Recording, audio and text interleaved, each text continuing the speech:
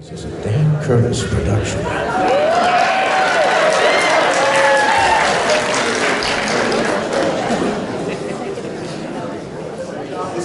We want Jim. We want Jim. We want Jim.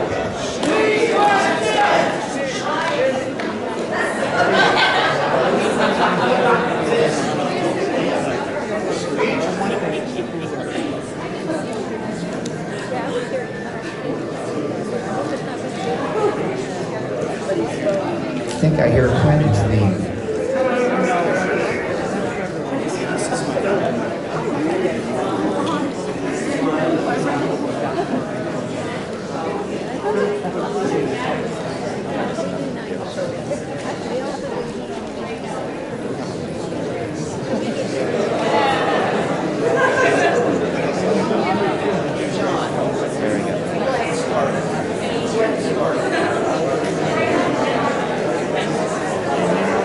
It's recording now.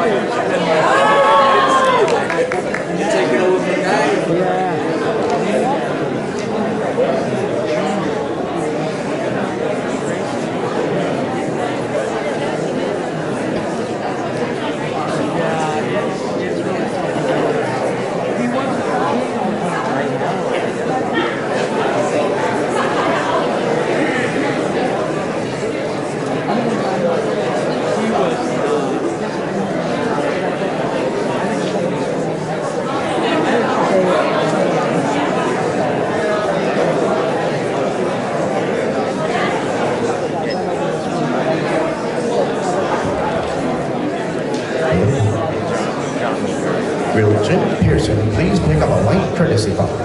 Will Jim Pierson please pick up a white courtesy phone?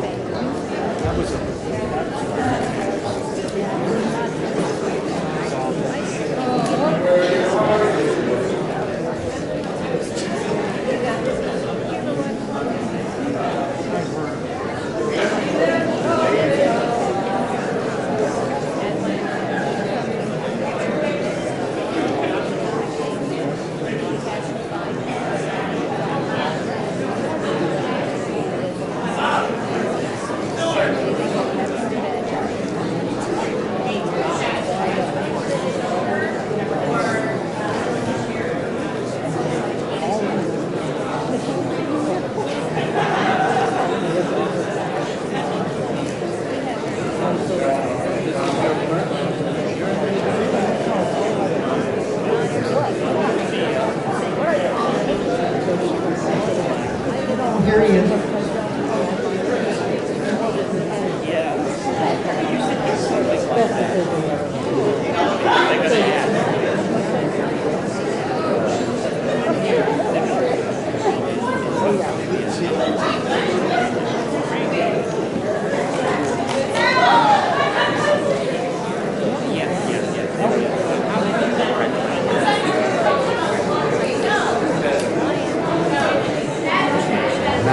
Bottles of beer.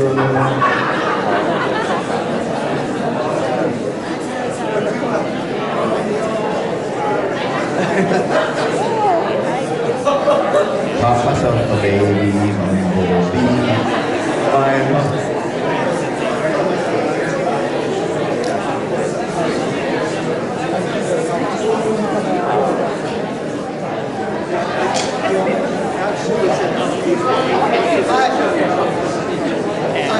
Can I have your attention?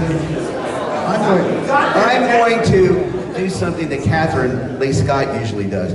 How many are here for their very first Dark Shadows convention type thing? Wow!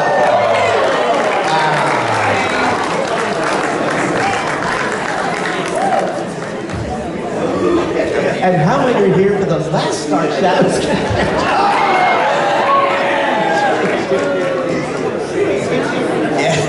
Never. I would say that was over half of it, maybe 60%, maybe.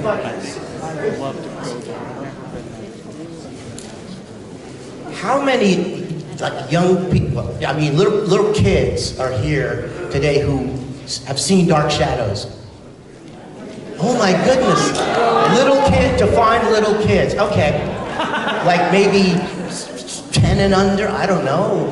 Yeah. We have, who's 10 and under? Yes, yes, hello Rowan, hello. All right, that's good. How many people have watched the original series back in 1966 and ran home from high school? Great, okay. How many people have the VHS tapes? How many people have the DVDs in the coffin? How many people have watched this on Tubi? How many watch it on Prime? Yay! How many are ready to buy the Blu-ray set? Yeah! And then the 4K!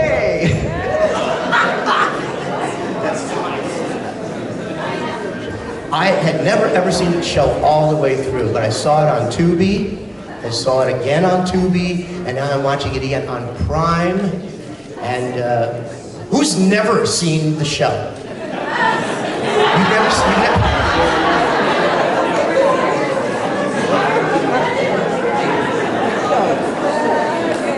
How many people saw the revival series in 1991? Right? He's suspiciously leaving out Dark Shadows. You said how many saw the revival? How many saw the original? What are we? How many saw the WB pilot? Maybe. And how many have seen House of Dark Shadows? For God's sakes, just dance. How many have seen Night of Dark Shadows? Restore it! Yes! Restore it. Right. How many like House of Dark Shadows better than Night of Dark Shadows? How many like Night of Dark Shadows better than House of Dark Shadows? I tell you what, most people that don't like Night of Dark Shadows have only watched it once. If you watch it with repeated viewings, it grows on you. And it really does. Oh, ladies and gentlemen. And now, ladies and gentlemen, please welcome the late Jim Pierson.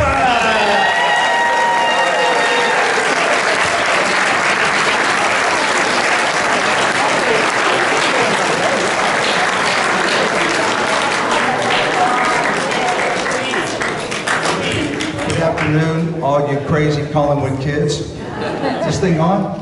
Okay. Otherwise, I'll just get a megaphone out. Anyway, thank you for coming. It's 60 years since Dan Curtis first went to sleep and woke up decided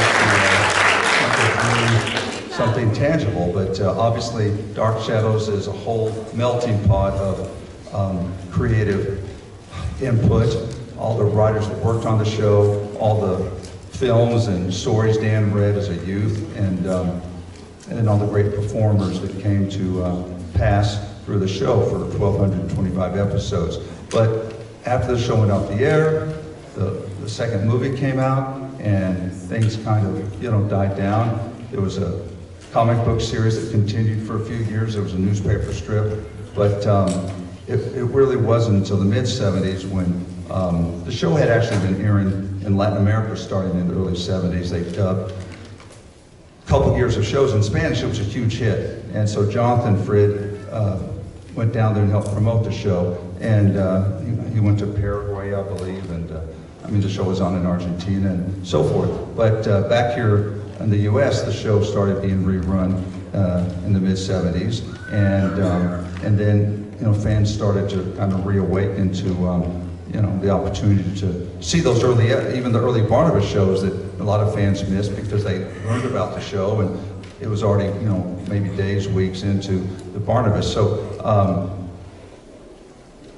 that was the era where Star Trek had been kind of the the first, big show that there was a fan convention, and obviously the whole origin of fanzines. Kathy Resch here on the far left. Let's have the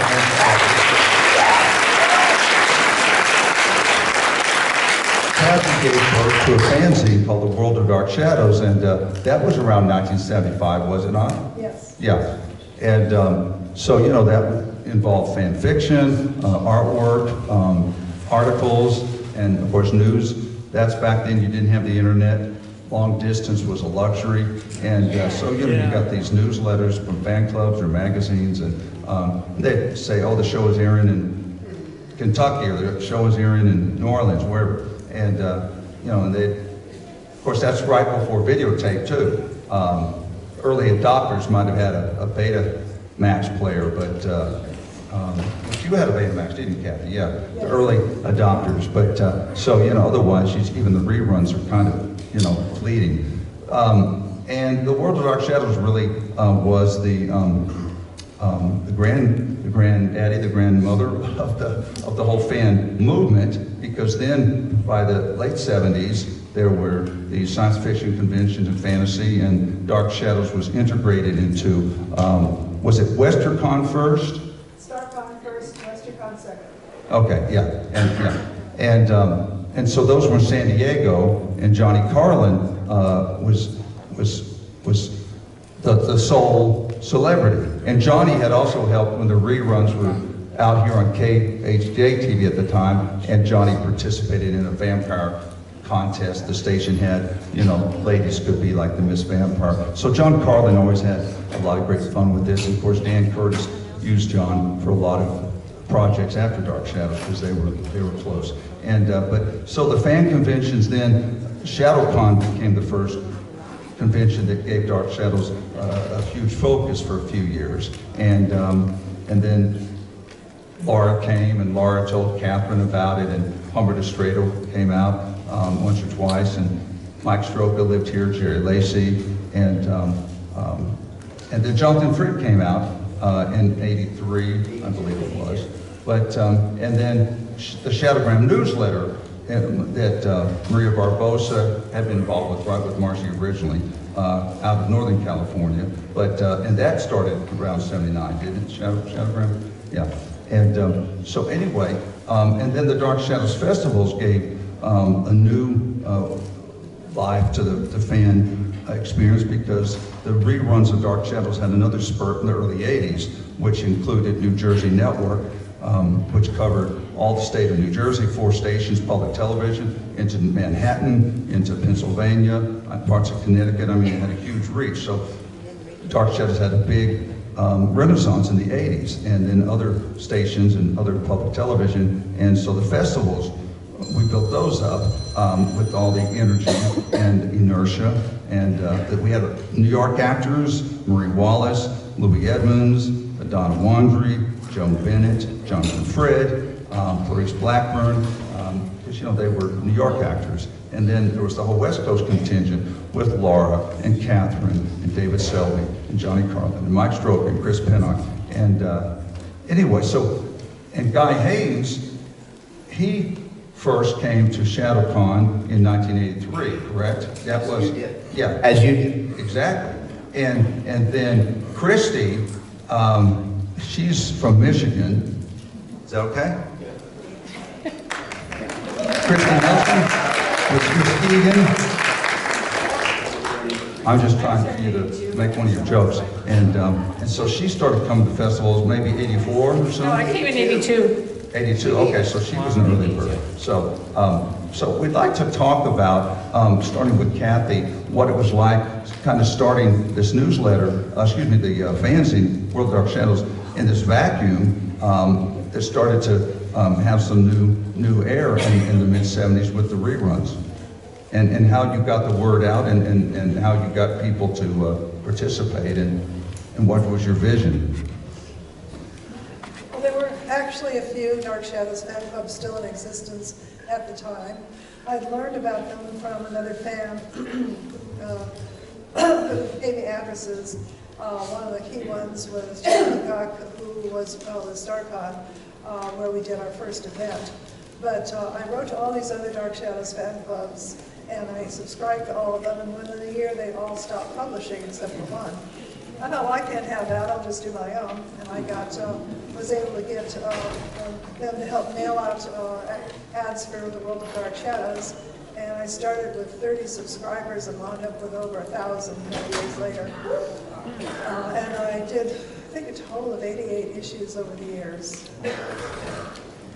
And it was interesting to learn various printing techniques, and because in the 70s it was really expensive to get professional printing done. So I was using some version of mimeograph that probably no one here has ever heard of.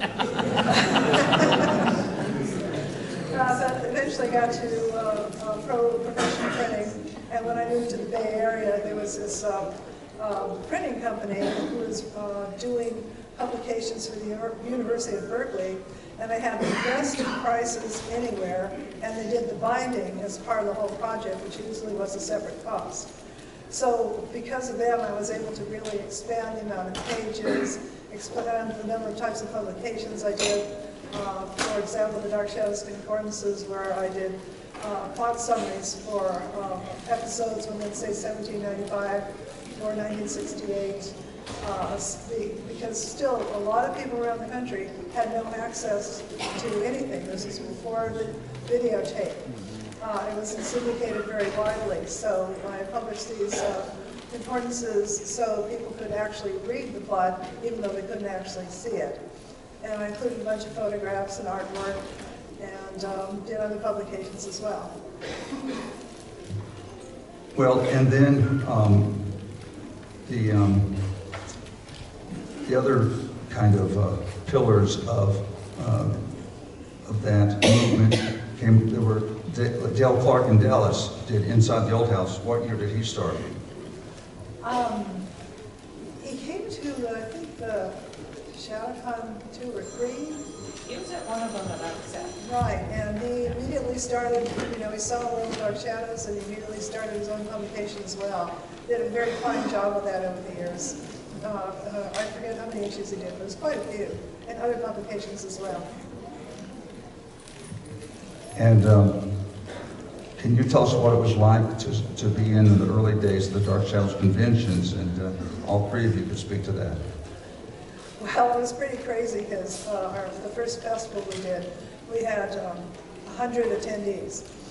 The second festival, we had 300. The third, we had 800. But we didn't have the staff for that many people. And so between Friday and Sunday, I think I slept maybe 5 hours because there was always something I had to do. So then we really started ramping up the staff. And of course, when Jim took over, I think it was the next one after that. Yeah, 1986 for the 20th anniversary, I think. Yeah, and we did one in Dallas because the show had a good exposure and reruns in Dallas-Fort Worth area, and that's also where I guess the first Star Trek convention was. Dallas has always been a stronghold of one of them. And I remember one of the early ones in Newark, when we started really ramping up, and it was the first one that Laura Parker had come to. So everybody was there. and these wonderful actors were doing autographs until 3 in the morning because they didn't want to stop. And we were near the PATH trains. The hotel was down Well, the PATH trains. yes, the famous... And all the fans, the line went all the way to the PATH trains for the autograph line. It was unreal. And they stuck it out, every one of them. They're amazing. It's it's great because the actors have always been so generous and just showing up because they had a great time on the show and they have great memories, and it became like the Dark Shadows Alumni Association, and with the yearly reunions a little more often than you'd see your high school or college friends perhaps, but with the New York, LA bases, the actors, and the show was in reruns here in the mid-'80s, and then Catherine started publishing with her Scrapbook Memories in '86, and then the fanzines were thriving because it was still that era there was no internet, and we didn't even have faxes. But the whole thing with Shadowgram was a current event slam, and we all loved Marcy Robin, who was such an integral part of the conventions and of the whole Dark Shadows fan movement. She oversaw the costume gala and the contest, and she did the filk singing early on. Because the conventions did start off, I called them, they were nice, ShadowCons, they were like kind of, extended tea parties. They were intimate, and the show had a gradual rebirth. And as it became, more synergy with the 1991 series, we started putting out the original show. Obviously, on home video was a earth-shaking event, right, on VHS, and so forth and so on. And Guy Haines is also an artist, and Guy used to do drawings for the fanzines, right? Yeah. I had a quick question. Anybody here, did they get Shadowgram back when it was published? Because it's hard to imagine. We have all these Facebook groups for Dark Shadows now. Back then, that was the only way to get your news, was through Shadowgram. Thanks to Marcy Robin.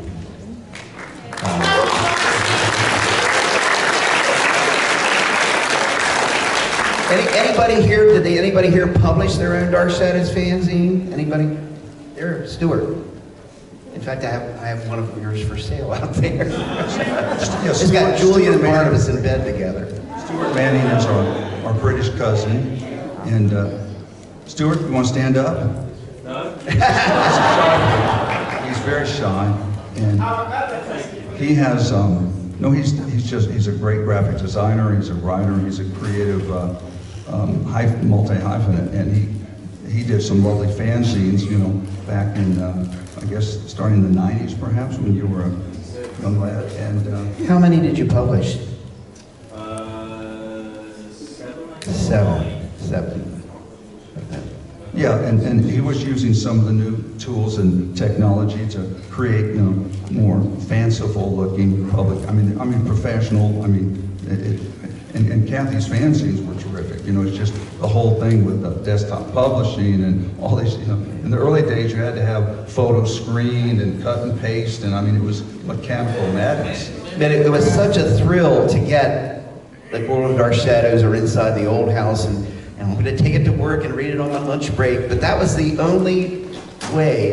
We didn't have cell phones. You didn't have Dark Shadows that you could watch on TV at all. So. We didn't know how many other fans were out there. We all thought we were the only ones. Yeah. And I discovered Dark Shadows through Starlog magazine because they published in the back a list of cons across the country, and here's one ShadowCon for Dark Shadows. Oh my goodness. But did you want me to get into that I videotaped the festivals? Well, Guy has also been the videographer all these years with, since the 80s was also the whole evolution of the camcorders and everyone getting, starting to shoot weddings and... It was before camcorders even. Yeah, well, even, yeah. Yeah, VCR that was a half and you put it over your shoulder and then it just hooks up to a camera. I was the only one, luckily enough, that Kathy and Marcy knew on the East Coast that had a video camera. And in 1985, Jonathan contacted you, I believe, and said he was going to Newport, Rhode Island, where the mansion, Newport, Seaview Terrace, they used for Dark Shadows for Collinwood. And you asked me, would you like to go with him? No. So, Ann Wilson, that was our... Ann Wilson was the fan club mailing address in Maplewood for 40 years, and she handled registration, and she was a meticulous executive assistant for a Wall Street office. She was exacting. She was, what was the quote? Ann Wilson was just inimitable. She was feisty, but she was dedicated, and she always loved the art of the process. She loved the whole mailing list and typing and 3x5 darts. Every fan had like you'd think we had an FBI file. I mean, it was just, and she lived in this wonderful Victorian type old house you'd expect her to be in Maplewood, which is this lovely New Jersey hamlet, half an hour from the city on the train. And it was like going back in time, going to her house. And she discovered Dark Shadows when she was working part-time at WNBC in Manhattan when they re-aired the show in the 80s. And she was attracted to Jonathan's, magnetic performances. And, Well, I drove to her house and we left and went into the city, picked up Jonathan in his apartment. He said, stop here in the corner, I want to get a paper. So we stopped. And he was driving through the city and he said, oh, listen, we got to mention here, we got to play. There's a little article about the Von Bülow trial. I don't want to go into that, but he said Alexandra Isles, former Dark Shadows actress, is being sought for testimony in the retrial of Klaus Von Bülow in Newport, Rhode Island. And Newport was where we were heading. And that weekend, there was nothing on the news up there or the papers except Alexandra Molke's face. It was unreal. I kept expecting, when we were at the mansion, I kept expecting to walk around the corner and say, there she is, I don't understand. But that was a wonderful trip. I wish I could have had the camera on Jonathan the whole time, because he was a soliloquy all the way from New York to Newport. But I've been blessed to have started that way. I got to go to Joan Bennett's twice. I videotaped her. I asked, we had a little script for her. Please tell us that you were Vicky's mother. Elizabeth was Vicky's mother, which she complied with. But she didn't get the script right, but she did it better than the script. And then I got to go, I don't want to hog this, but I got to visit with Louis Edmonds. He was a wonderful man.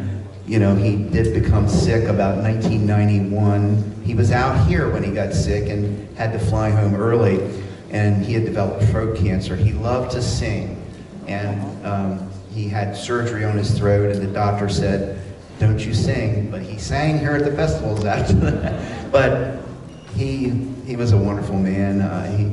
I stayed with him as a nurse. I'm a retired nurse for 3 weeks in 1998, and he loved to garden in the nude. He was very funny, he could be a little naughty, but he was a wonderful man. I'm sorry.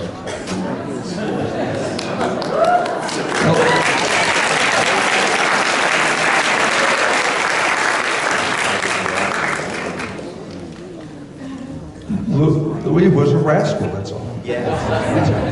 And he went to Carnegie Mellon. He was, people thought he was, aristocratic, Yeah. He was from Baton Rouge, Louisiana, and but He liked to watch his episodes. And he said, Jim Pierson sends me these VHS tapes and I'm on the cover.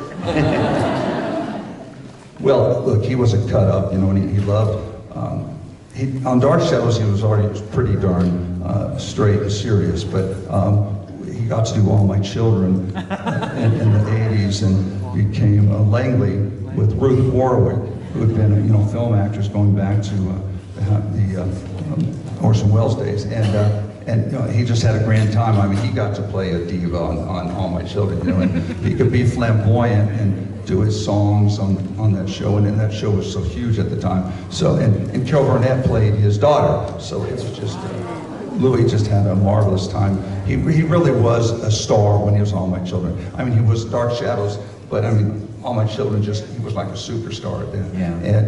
And he did a lot of theater, like Cyrano and Passage to India, and he did Importance of Being Earnest, and he was definitely, like Jonathan, he was theater trained, and he had an impish humor that was always a joy. The fans never knew what he was going to say. Yeah. And he embraced and let fans come and visit him in his country place, as Guy said, the Rookery out in Long Island. Did you stay there? It was a getaway. What's that? Did you stay there at the Rookery? Oh, sure, yeah. Yeah. Oh, yeah. Yeah, he had this great old, it was like a guest house. It wasn't a farmhouse, but he had this he had a suite upstairs, and then he had a guest room downstairs, and it was. The guest house was outside. What's Yeah, that? the guest house was outside. It was its own building. Oh, that's and then true. the shower for the guest house was outside too. Well, And his windows were above the shower. he was a wise guy, and he and Jonathan were always very, very good pals. And you know, a lot of the actors became very close to fans because they came to rely on them and came to see them. You know, sometimes twice a year. Back in the 80s and 90s, you know, shows, everything was crazy, and everybody was young and full of energy. So it was LA here, New York there, Las Vegas one year, and Anaheim another year. And, Dallas. But and then up in the Lyndhurst area, the Tarrytown, White Plains. But what would you say has been the most thrilling thing that you've witnessed over the years as a fan? I mean, what is your favorite memory, starting with Kathy?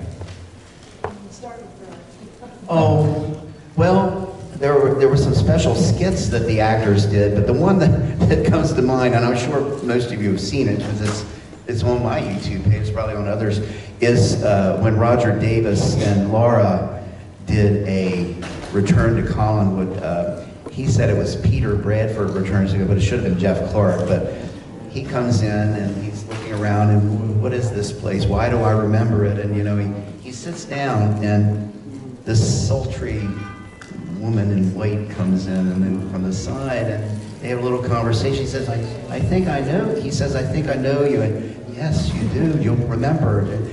And eventually she has him and she pulls her fangs out and gets him and they have the blood coming down and he's screaming and his shoe comes off and he's screaming and you got the audience just went wild, and that's one of my best memories.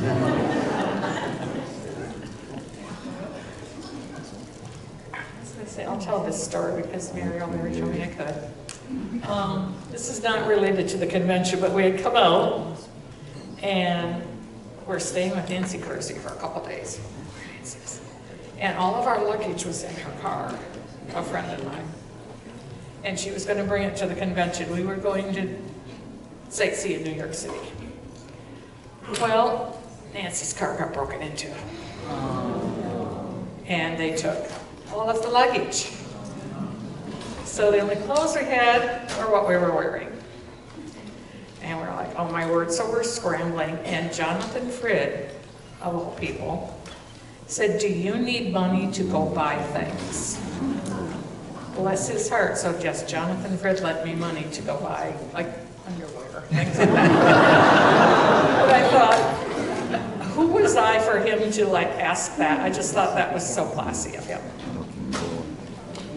Well, and Kristi was guest relations for many years, and you know, you really had to wrangle the guest, and you know, so we all know it's always impossible to find certain. Find certain people. I saw Roger come in here. Roger, you still in here? No, Roger had to go pick up some Okay. stuff. Anyway, No, they were usually pretty good. I have one more story I'll tell Denise Dickerson. And she was fun. But she had hurt her back one year. Horribly. And she is waiting before the big Q&A. She's out in the hallway and she's dying because her back hurts so bad. And I've given her some ibuprofen. Pretty soon she's like laying on the floor. I'm trying to like get her back in shape, whatever. And I don't know who called her name to go out on stage. She hopped up, put on her high heels, and walked out here like nothing. And I was like, no, there's an actress.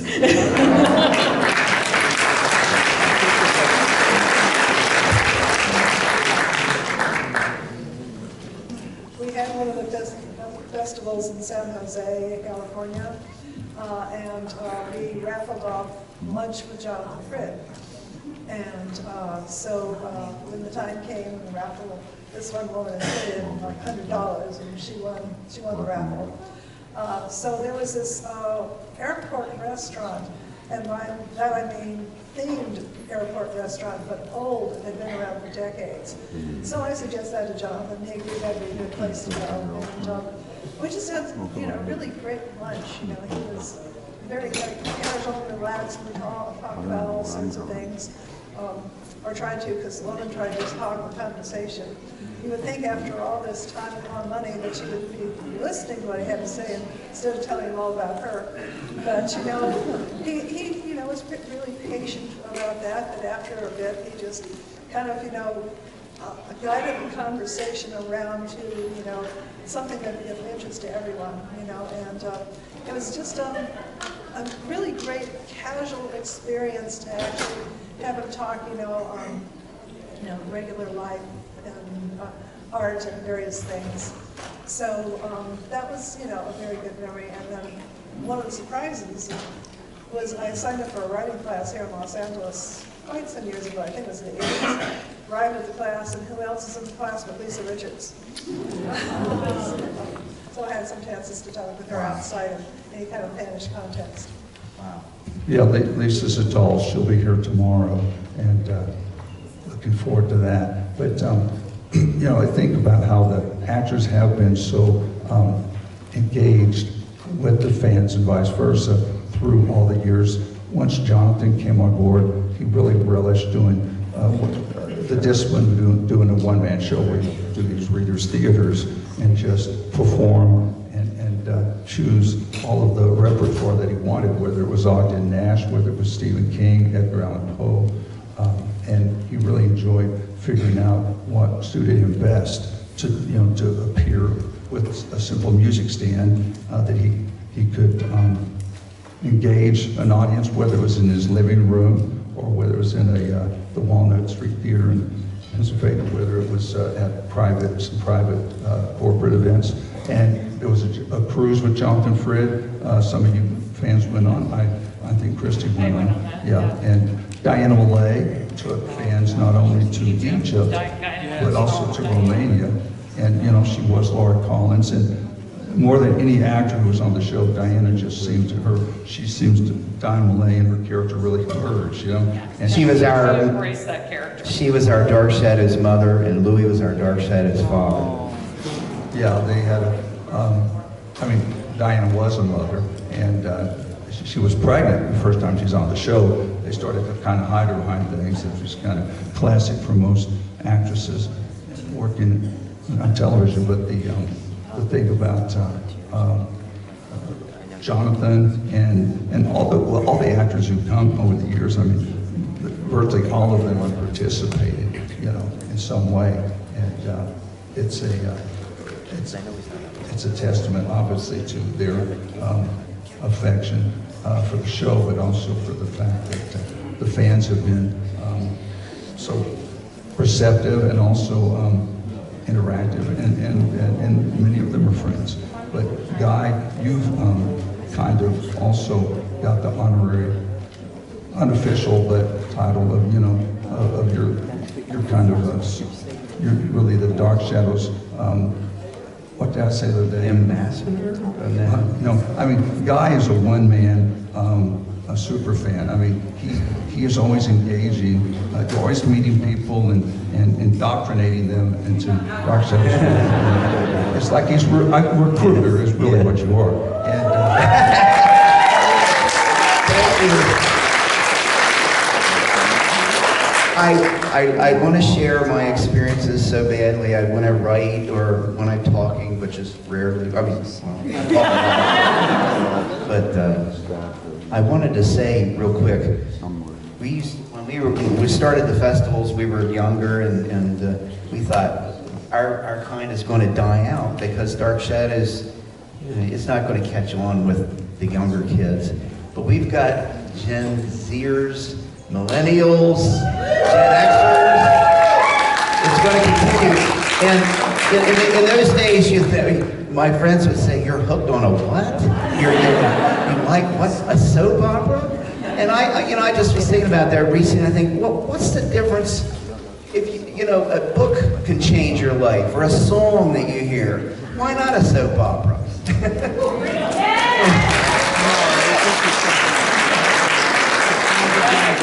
I have so many friends all around the country. Most friends that have people I work with are like, you know, people from all over. How in the world did that happen? I'm like, Dark Shadows. So thank you for everybody here. We all share the common love. We miss those who've gone before us. I was one of 2 official video guys. Dave Brown passed away in 2001. Joe Integra is my unofficial backup. But yes, thank you all for being here. It's wonderful to meet new faces and see all these old faces too.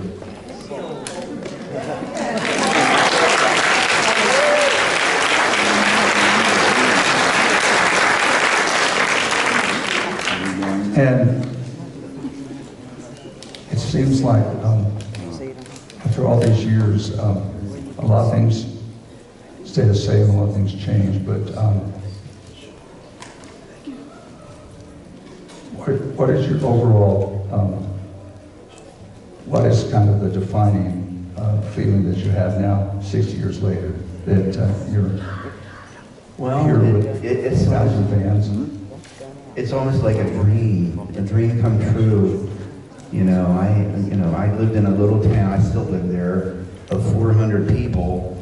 Didn't ever dream of writing a letter to Jonathan Frid, and New York City was so far away, and I was very rural, so most of my friends rode the school bus home, and I didn't have anybody really local to talk to. So, you know, that's one reason why I suggested to my friend Helen and her zine, Thanks for the Memories, and my friend Bob does these Our Shadowed Past. I wish I would have had pen pals in those days that I could share my love of Dark Shadows with, and that's what these books are about, you know. And I grow up and I have like hundreds, maybe thousands of people that love Dark Shadows like I did. So I guess that's kind of my profound experience. I'm sounding like Jim now. I'm winding down. Yeah, sometimes, Jim, especially on Saturday mornings, you've been up all night, you come in, welcome everybody for the second day of the festival. I say, I'm behind the camera, Jim! I'm sorry. No zombies. Oh, well, okay. Wise guy. Kathy, what you want to say a parting word? Well, Dark Shadows has made a profound impact on my life. For one thing, it brought me to move to various places in California, got to change my life in a very important way, and particularly of all the great friends I've made throughout the years, lifelong friends, and particularly Marcy Robin. And yeah, my life would be totally different if I hadn't decided one time, let's start a zine and let's put on a convention. And everything happened from there. Let's put on a show.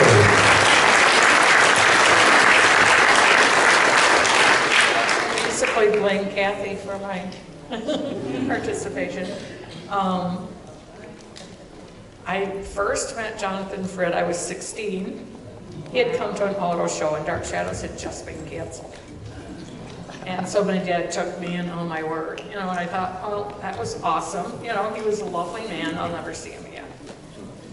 And I thought, and I'm the only one who likes Dark Shadows in the whole world.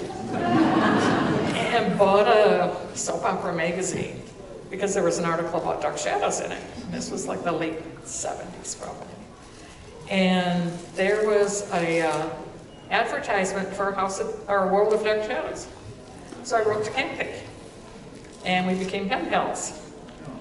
And finally met her about 3 years later, whatever. So she's responsible for me getting into fandom. You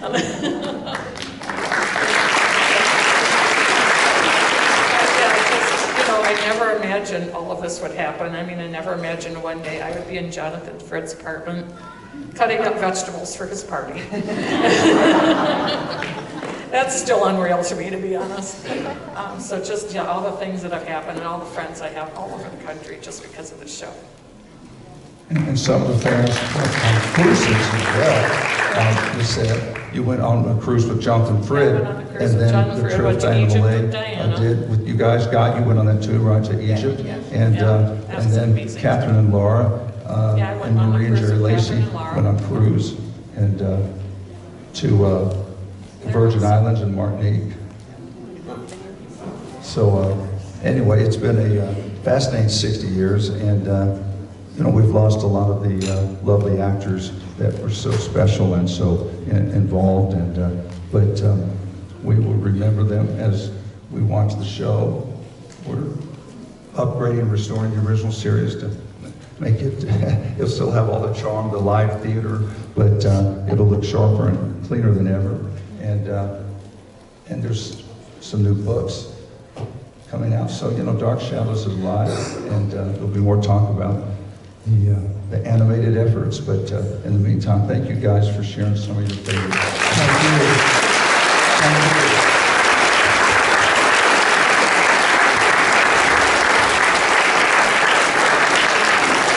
And I'm sure you'll see them out and about, and I'm sure they'll be happy to answer questions, right? There are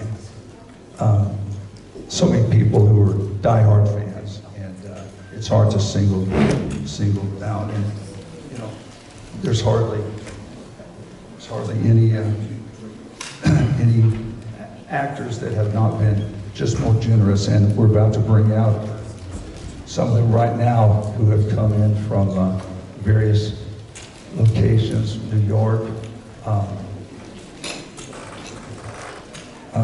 Chapel Hill, Carolina, and it's further, and one of them had to make several connections, so they really wanted to be here. So let's bring out the ladies of Dark Shadows.